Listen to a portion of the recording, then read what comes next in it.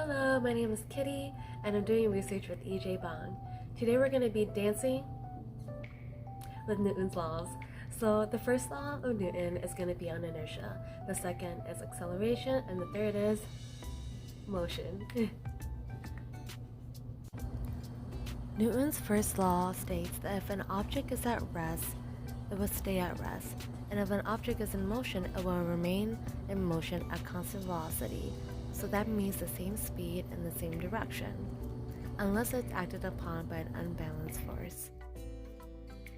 The second law of motion states that the net force of an object is equal to the product of its mass and acceleration. We know that acceleration is proportional to force.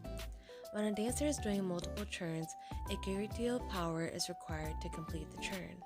In order to do multiple turns, a dancer has to push really hard on the floor. The harder a dancer pushes on the floor, the faster they will begin to spin. This is because, as Newton's second law states, acceleration is proportional to the amount of force applied. The third law of motion states that for every reaction there is an equal and opposite reaction. Before a jump, a dancer will always plie, bend their knees, as preparation for the jump. By putting a bend in the knees before a jump, the dancer will be able to push off the floor more, resulting in them jumping higher. As the dancer pushes themselves off the floor, the floor pushes on the dancer equally, allowing them to jump off the floor.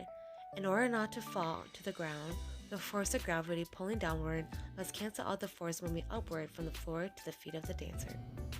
I hope that by dancing out Newton's laws that I made it a lot easier to understand and that it was a fun way to experience physics.